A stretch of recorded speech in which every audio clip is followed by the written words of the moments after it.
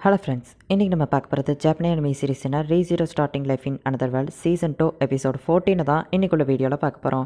உங்களுக்கு இந்த வீடியோ பிடிச்சிருந்தது அப்படின்னா லைக் பண்ணிட்டு அப்படி மறக்காம நம்ம சேனலை சப்ஸ்கிரைப் பண்ணிடுங்க.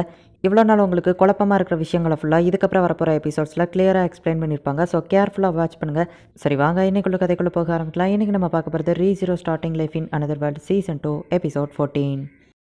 ஆட்டோ வந்து நம்ம ஹீரோவை போட்டு அடிக்கிறான். நீ எப்போவுமே ஏதோ பெரிய ஆள் மாதிரி நினச்சிக்கிட்டு சீன் போட்டுக்கிட்டே இருக்காத. நீ லவ் பண்ணுற பொண்ணு முன்னாடி ஏதோ ஹீரோ மாதிரி தெரியணும்னு நினச்சி பண்ணுறா, அது ஓகே தான். ஆனால் எல்லார் முன்னாடியும் அப்படி பண்ணாத அப்படின்னு சொல்லி ஆட்டோ போட்டு அவனை அடிக்கவும் நம்ம ஹீரோ அவனை அடிக்கலான்னு போகிறான். ஆனால் நம்ம ஹீரோவால் அடிக்க முடியலை. பத்தியா நான் சொன்ன மாதிரியே தான் இருக்கு அப்படின்னு சொல்லிட்டு அவன் ஈஸியாக அவனை அடிச்சு போட்டுட்டு, நீ லவ் பண்ணுற பொண்ணு முன்னாடி ஹீரோ மாதிரி தெரியணும்னு நினைக்கிற, அது ஓகே தான் சுபாரு. ஆனால் எதுக்காக உன்னால் முடியலைன்னு தெரிஞ்சோ கஷ்டப்பட்டுட்டு இருக்க?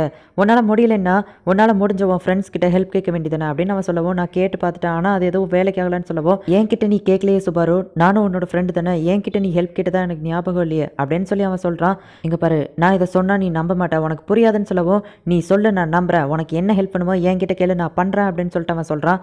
சரி ஓகே அப்படின்னு சொல்லிட்டு நம்ம ஹீரோவை இப்போ அவன்கிட்ட ஹெல்ப் கேட்குறான். இப்போ நம்ம ஹீரோ நேராக ராஸ்வெல் கிட்ட போய்ட்டு, ஹே ராஸ்வெல், நம்ம ஒரு பெட் வச்சுக்கலாமா அப்படின்னு சொல்லிட்டு ஹீரோ கேட்குறான்.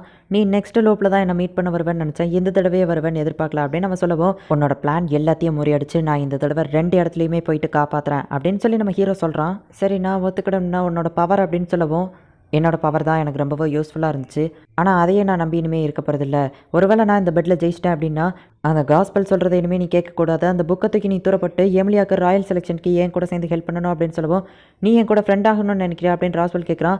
நீ செஞ்சதெல்லாம் நான் மறந்து உன்னை மன்னிச்சிட்டேனான்னு கேட்டால் கண்டிப்பாக கிடையாது, ஆனால் எனக்கு உன்னோட ஹெல்ப் தேவைப்படுது. அது போக எமிலியாவை எப்படியாச்சும் நான் அந்த ராயல் செலெக்ஷனில் ஜெயிக்க வைப்பேன், அவள் கூட இருந்து அவளை பாராட்டுவேன், நீயும் எங்கள் சைடு இருக்கணும்னு நான் ஆசைப்பட்றேன் அப்படின்னு சொல்லவும், டோம் ஆஃப் விஸ்டம் என்கிட்ட இருக்க, அது சொல்கிறபடி கேட்குறத மீறியும் உன்னால் ஜெயிக்க முடியும்னு நினைக்கிறேன். நீ என்னை தோக்கடிச்சதுக்கப்புறமா நான் உன் கூட இருக்கணும்னு ஆசைப்பட்றேன், இது உனக்கே பேராசையாக தெரில அப்படின்னு நம்ம கேட்கவும், நீ பார்க்க தான் போகிறேன் நான் என்ன பண்ண போகிறேங்கிறத அப்படின்னு சொல்லிட்டு நம்ம ஹீரோ சொல்லவும், அந்த ட்ரையல்ஸை பாஸ் பண்ணுற லெவலுக்கு எமிலியாவுக்கு தைரியம் கிடையாது. ஒருவேளை அவள் பேரியர் இன்னும் 3 நாளைக்குள்ளே உடைக்கலைன்னா இந்த இடம் ஃபுல்லாக பனியில் வந்து அழிஞ்சு போயிடும். அது போக இன்னும் 3 நாளில் கரெக்டாக மேன்ஷன்லேயோ ரத்தவல்ல ஓடும், உன்னால் தடுக்க முடியும்னு நினைக்கிறியா அப்படிங்கவும், என்னால் கண்டிப்பாக முடியும் அப்படின்னு நம்ம ஹீரோ சொல்கிறான். 3 நாளைக்குள்ளே மேன்ஷன்லேயே அட்டாக் நடக்கும், இங்கே ஸ்னோஃபாலும் பெய்யும், உன்னால் தடுக்க முடியாதுன்னு ராஸ்வெல் சொல்லவும், நீ பார்க்க பெரிய வில்ல மாதிரி இருக்கலாம், ஆனால் நான் உன்னை விட பெரிய வில்ல அப்படின்னு நம்ம ஹீரோ சொல்லிட்டு அங்கேருந்து கிளம்புறான். நான் மட்டும் இதில் ஜெயிச்சோம்னா ராஸ்வெல் இனிமேல் அந்த புக்கை நம்பி இருக்க மாட்டான் அப்படின்னு சொல்லி ரெம்ட்ட ஹெல்ப் கேட்கவும், நான் எப்போவும் ராஸ்வெலுக்கு நல்லது தான் பண்ணுவேன், எமிலியாவோட பாஸ்ட் அவளால் ஹேண்டில் பண்ண முடியல, அதை மட்டும் நீ தான் பார்த்துக்கிடணும் அப்படின்னு அவள் சொல்லவும், அப்போ நீ எனக்கு ஹெல்ப் பண்ணுறியா அப்படின்னு சொல்லி நம்ம ஹீரோ கேட்குறான். ஆமாம், அவள் உனக்கு ஹெல்ப் பண்ண ரெடியாக தான் இருக்கா அப்படின்னு சொல்லிட்டு ஆட்டோ வந்து சொல்கிறான். எல்லாமே நம்ம பிளான் படி தான் போகுது, கண்டிப்பாக நாம தான் ஜெயிப்போம் அப்படின்னு சொல்லிட்டு நம்ம ஹீரோ சொல்கிறான். ஆமாம் சுபாரு, அப்புறமா நம்மளோட நெக்ஸ்ட் பிளான் அப்படின்னு சொல்லவும், கார்ஃபீல்ட் தானே அப்படின்னு நம்ம ஹீரோ கேட்குறான். அவனை கூட நான் சமாளிச்சிருவேன், ஆனால் எமிலியாவை நீ தான் சமாளிக்க முடியும் அப்படின்னு ஆர்த்தோ சொல்லவும், ஆனால் அது என் கையிலே இல்லை, எமிலியா கையில் தான் இருக்குது அப்படின்னு நம்ம ஹீரோ நினைக்கிறான். என்னால் கார்ஃபீல்டை எதிர்த்து ஜெயிக்க முடியுமான்னு தெரில சுபாரு, கண்டிப்பாக உன்னால் முடியும் ஆர்த்தோ. சரி ஓகே, என்னால் முடியாததை நான் ட்ரை பண்ணி பார்க்குறேன் அப்படின்னு சொல்லிட்டு ஆர்த்தோ சொல்லிட்டு 2 பேரும் சியர்ஸ் போட்டுட்டு இப்போ அந்த இடத்துல இருந்து கிளம்புறாங்க. நம்ம ஹீரோ நேராக போயிட்டு ரியோசுவை மீட் பண்ணுறான். எனக்கு இந்த இடத்த பற்றி தெரியும், உன்னோட ஹெல்ப் எனக்கு தேவை அப்படின்னு சொல்லி ஹீரோ கேட்கவும், நீ உன்னோட பசில் ஆஃப் கிரீடோட அத்தாரிட்டியை பயன்படுத்தி எனக்கு ஆர்டர் போடலாமே அப்படின்னு சொல்லிட்டு அவள் கேட்குறா. நான் உங்களை கட்டாயப்படுத்த விரும்பல, நீங்கள் எனக்கு உங்களோட ஓன் வில்லிங்கில் ஹெல்ப் பண்ணால் போதும் அப்படின்னு அவன் சொல்லவும், நீ ரொம்ப நல்லவ சுபாரோ அப்படின்னு சொல்லி அவள் சொல்கிறா. நீங்களும் இந்த பேரியரை உடைக்கணும்னு நினைக்கிறீங்கன்னு எனக்கு தெரியும், ஆனால் நான் அப்படி சொல்லலையே. என்னது, அப்போ உங்களுக்கு இதில் விருப்பம் இல்லையா அப்படின்னு சொல்லிட்டு நம்ம ஹீரோ கேட்குறான். விருப்பம் இல்லைன்னு சொல்லிட முடியாது, ஆமாம் நீ கார்ஃபீல்டை பற்றி என்ன நினைக்கிற அப்படின்னு அவள் கேட்கவும், கார்ஃபீல்ட் கூட கண்டிப்பாக நான் சண்டை போடுற சுச்சுவேஷன் வரும், ஆனால் இது எல்லாம் முடிஞ்சதுக்கப்புறம் நான் அவன் கூட ஃப்ரெண்ட் ஆகணும்னு தான் ஆசைப்பட்றேன் அப்படின்னு நம்ம ஹீரோ சொல்கிறான். ஓ அப்படியா, உனக்கு இதோட டீட்டெயில்ஸ் எல்லாத்தையும் வச்சு எக்ஸ்பிளைன் பண்ணியிருப்பாங்கன்னு நினைக்கிறேன் அப்படின்னு சொல்லவும், ஆமாம் நீங்கள் ஒரு இம்மார்டாலிட்டி எக்ஸ்பிரிமெண்ட் பண்ணுறீங்க, அதில் சக்ஸஸ் ஆனது ரியோசு தான் அப்படின்னு சொல்லிட்டு நம்ம ஹீரோ சமாளிச்சிருந்தான். எங்களில் ஃபஸ்ட்டு கிரியேட் ஆனது 4 காப்பீஸ் தான் அப்படின்னு சொல்லவும், வெயிட் பண்ணுங்க உங்களோட நேம் என்ன அப்படின்னு சொல்லிட்டு அவன் கேட்கவும், என்னோட பேர் ரியோசோ ஆன்மா, நான் ஃபஸ்ட்டு 4 காப்பீஸில் ஒருத்தின்னு சொல்லவும், ஆனால் நான் இதுக்கு முன்னாடி பேசினது ரியோசோ ஃபென்மா அப்படின்லாம் சொல்லியிருப்பா அப்படின்னு நம்ம ஹீரோ யோசிக்கவும், ஃபஸ்ட்டு 4 காப்பீஸில் கிரியேட் ஆனவங்க தான் நாங்கள் 4 பேரும், எங்ககிட்ட தான் டோட்டல் அத்தாரிட்டியும் இருக்குது, ஆனால் இந்த ஃபஸ்ட்டு 4 காப்பீஸில் ரியோசோ ஷின்மா அப்படிங்கிறவ மட்டும் கொஞ்சம் ஒழுங்கு இல்லாமல் நடந்துக்கிட்டா அப்படின்னு சொல்லவும், நம்ம ஹீரோவை வந்துட்டு ஒருத்தி கொல்ல ட்ரை பண்ணியிருப்பா, அது இவனுக்கு ஞாபகம் வருது. அவள் கான்ட்ராக்டை மீறிட்டா. கார்ஃபீல்டு வந்துட்டு அந்த ட்ரையல்ஸ்குள்ளே இருக்கும்போது அவனால் முடியலைன்னு சொல்லிட்டு அவன் வெளியே வரவே இல்லை.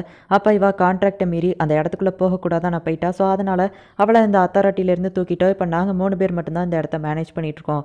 கார்ஃபீல்டோட பாஸ்ட்டை பற்றி உனக்கு என்ன தெரியும் சுபாரோ அப்படின்னு அவள் கேட்கவும், ஓ அவள் சிஸ்டர் எனக்கு எக்ஸ்பிளைன் பண்ணியிருக்கா, அவங்க 2 பேருக்கும் வேறு வேறு அப்பா ஆனால் ஒரே அம்மா தான்.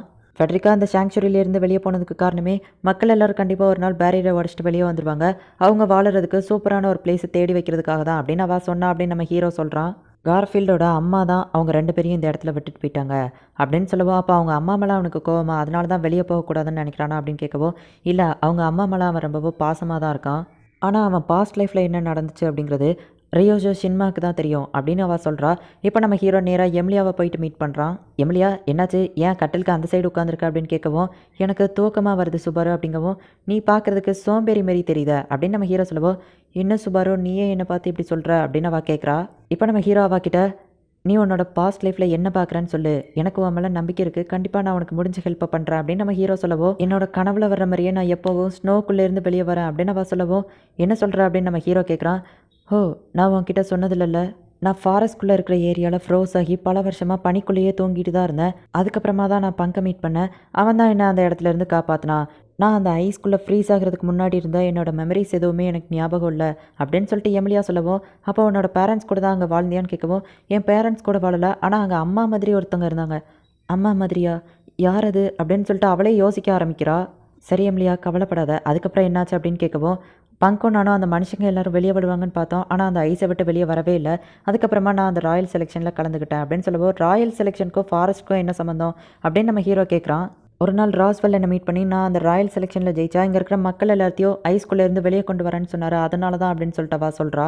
நீ மற்றவங்கள காப்பாற்றணுங்கிறதுக்காக போராடுற, கண்டிப்பாக நீ ஜெயிப்பேன்னு எனக்கு உன் மேலே நம்பிக்கை இருக்குது அப்படின்னு நம்ம ஹீரோ சொல்லவும், ரொம்பவும் தேங்க்ஸ் சுபாரோ அப்படின்னு சொல்லிட்டு அவள் அப்படியே தூங்கிடுதா.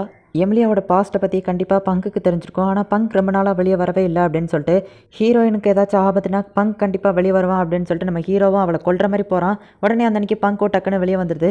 ஹே பக், நான் உன்கிட்ட கொஞ்சம் பேசணும், எமிலியா எவ்வளோ கஷ்டப்படுறான்னு நீயே பார்த்துருப்ப, அவளோட மெமரிஸ் எல்லாமே உனக்கு தெரியும் தானே அப்படின்னு சொல்லி கேட்கவும், இதை என்கிட்ட விட்டுரு, நான் பார்த்துக்கிட்றேன் அப்படின்னு பங்க் சொல்லுது. எமிலியா சின்ன பொண்ணாக இருக்கிற மாதிரி அவளுக்கு ட்ரீம் வரவும் அவள் அழுதுகிட்டே எழுந்திக்கிறா. பங்க் நீ வந்துட்டியா அப்படின்னு சொல்லிட்டு கேட்கவும், ஆமாம் எமிலியா அப்படின்னு சொல்லிட்டு அவள் கையில் போய் உட்காந்தா. பங்க் ரொம்ப சின்னதாக இருக்குது, நம்மளோட கான்ட்ராக்டை பிரேக் பண்ணுறதுக்காக என்னோட மானம் அவ்வளோத்தையும் செலவு பண்ணிட்டேனா, அதான் நான் குட்டியாயிட்டேன் அப்படின்னு சொல்லி பங்க் சொல்லவும், பங்க் என்ன சொல்கிற அப்படின்னு சொல்லி அவள் அதிர்ச்சி ஆகுறா. எமிலியா நான் ஒரு ஸ்பிரிட், ரொம்ப காலமாக உன் கூட இருந்துட்டேன், இதுக்கு மேலே என்னால் உன் கூட இருக்க முடியாது. நான் உன்னை விட்டு போனேன் அப்படின்னா தான் உன்னோட மெமரிஸில் இருக்கிற அந்த சீல் வந்து ரிமூவ் ஆகி உனக்கு பழசெல்லாம் ஞாபகம் வரும். ஏன் அளவுக்கு உன்னை பத்திரமா பார்த்துக்கிற ஒருத்தங்கிட்ட தான் நான் உன்னை விட்டுட்டு போகிறேன் அப்படின்னு பங்க் சொல்லவும், அப்படி யாருமே கிடையாது, ப்ளீஸ் போகாத அப்படின்னு அவள் சொல்கிறா. நீ இதை ஏற்றுக்கிட்டு தான் ஆகணும் எமிலியா, உன்னோட மெமரிஸ் வந்ததுக்கப்புறமா நீ இன்னும் அதிகமாக தான் வருத்தப்படுவேன் அப்படின்னு பங்க் பேசிகிட்டு இருக்கும்போதே அவளுக்கு அவங்க அம்மா குரல் கேட்குது. இப்போவே உனக்கு அது எல்லாமே ஞாபகம் வர ஆரம்பிச்சிட்டு, ஒன்று மட்டும் தெரிஞ்சுக்கோ, இந்த உலகத்தில் நான் ஒன்றை தான் அதிகமாக லவ் பண்ணுறேன் அப்படின்னு சொல்லிட்டு பங்க் மறைஞ்சு போயிடுது. எமிலியா அப்படியே மயக்கம் போட்டு விழுந்துருதா. ஸ்பிரிட்ஸ்னால் ஒரு நாள் விட்டுட்டு போக தான் செய்யும், அதுக்கு போயிட்டு இந்த எமிலியா பொண்ணு ரொம்ப ஃபீல் பண்ணி மயக்கம் போட்டு விழுந்துட்டாளா அப்படின்னு கார்ஃபீல்ட் சொல்லவும், அதெல்லாம் ஃபீலிங்ஸ் உனக்கு புரியாது அப்படின்னு சொல்லி ரியோஸோ சொல்லவும், யார் எனக்கு புரியாதா, சரி நான் இங்கேருந்து கிளம்புறேன் அப்படின்னு சொல்லிட்டு கார்ஃபீல்ட் அங்கேருந்து கிளம்பிடுதான். இப்போ எப்படி இருக்கு எமிலியா, பரவாயில்லையா அப்படின்னு சொல்லி நம்ம ஹீரோ கேட்கவும், இப்போ கொஞ்சம் நான் பரவாயில்ல, ஆனால் பங்க் தான் அப்படின்னு சொல்லி அவள் வருத்தப்படுறா. எனக்கு உன் மேலே நம்பிக்கை இருக்கு எமிலியா அப்படின்னு சொல்லவும், சுபரு நீ இந்த இடத்த விட்டு போகாமல் நைட் ஃபுல்லாக என் கூடவே இருப்பியா ப்ளீஸ் அப்படின்னு கேட்கவும், கண்டிப்பாக நான் இருக்கிறேன் அப்படின்னு சொல்லிட்டு நம்ம ஹீரோவும் சொல்கிறான். இப்போ அவள் தூங்க ஆரம்பிக்கிறா. என்றைக்குமே அறக்குறையாக வர்ற கனவுல இன்றைக்கி ஃபுல்லாக கிளியராக தெரிய ஆரம்பிக்குது. உன் மேலே எந்த தப்பும் இல்லை எமிலியா, எனக்கு உன்னை எப்போவுமே ரொம்ப பிடிக்கும், நான் உன்னை விட்டுட்டு போக மாட்டேன் அப்படின்னு சொல்லி யாரோ சொல்கிறது அவளுக்கு தெரியுது. அவள் அழுதுகிட்டே ஏந்திக்கிறா. அம்மா நீங்கள் போய் சொல்லிட்டீங்க, பங்க் நீயும் போய் சொல்லிட்ட, சுபாரு நீயும் போய் சொல்லிட்ட அப்படின்னு சொல்லி அவள் வருத்தப்படுறா. இப்போ ஊர் மக்கள் எல்லாரும் எமிலியாவை தேடிட்டு இருக்காங்க, அவளை எங்கே தேடியுமே காணோம். என்னாச்சுன்னு வந்து கார்ஃபீல்ட் கேட்டுட்டு கார்ஃபீல்டும் இப்போ எமிலியாவை தேடுறதுக்காக போகிறான். ஒயிட் ட்ரெஸ் போட்டிருக்கிற அந்த ரியோஜோ ஷின்மாவை போயிட்டு அவன் தேடி பார்க்குறான். ஆனால் ரியோஜோ ஷின்மா அந்த இடத்துல இல்லை. நேராக அந்த சீக்ரெட் பிளேஸ் இருக்கிற அந்த இடத்துக்கு ஓடி போய் பார்க்குறான். பார்த்தா அந்த இடத்துலையும் அவள் இல்லை. ஏதோ ஒரு விஷயம் தப்பாக இருக்கே அப்படின்னு சொல்லிட்டு கார்ஃபீல்ட் யோசிக்கிறான். பார்த்தா ஆட்டோவோட வாய்ஸ் அந்த இடத்துல கேட்குது. யார் அப்படின்னு சொல்லிட்டு கார்ஃபீல்ட் பயப்படவும், நான் தான் பயப்படாத கார்ஃபீல்ட், சுபாரு என்கிட்ட கேட்டுக்கிட்டான், அதனால தான் நான் அவனுக்கு ஒரு ஹெல்ப் பண்ணுறேன். சுபாருக்கு ஒரு பிரச்சனைனா நான் கண்டிப்பாக ஹெல்ப் பண்ணுவேன். சுபாரு கேட்டுக்கிட்டதுனால தான் இப்போ எனக்கு வேறு வழி இல்லை, நம்ம மோதி பார்த்துருவோம் அப்படின்னு சொல்லிட்டு அவன் சொல்கிறான். எமிலியாவுக்கு பழைய விஷயங்கள் எல்லாம் ஞாபகம் வந்துட்டு, நினச்சேன் எமிலியா நீ இங்கே தான் இருப்பேன்னு சொல்லிட்டு அப்படின்னு நம்ம ஹீரோ வந்துட்டு, எமிலியா நான் உன்கிட்ட கொஞ்சம் பேசணும் அப்படின்னு நம்ம ஹீரோ சொல்கிறான். இந்த இடத்துல இந்த எபிசோட் முடியுது. இதுக்கப்புறமா ஸ்டோரி ரொம்ப இன்ட்ரெஸ்டிங்காக சூப்பராக போகும். அண்ட் நெக்ஸ்ட் எபிசோடில் எனக்கு ஃபேவரட்டான ஒரு சீன் இருக்குது, மிஸ் பண்ணாமல் பார்த்து என்ஜாய் பண்ணுங்கள். அண்ட் உங்களுக்கு இந்த வீடியோ பிடிச்சிருந்தது அப்படின்னா லைக் பண்ணிட்டு அப்படி மறக்காமல் நம்ம சேனலை சப்ஸ்கிரைப் பண்ணிடுங்க. தேங்க்யூ ஃபார் வாட்சிங், பாய் கைஸ். நெக்ஸ்ட் எபிசோடில் மீட் பண்ணலாம்.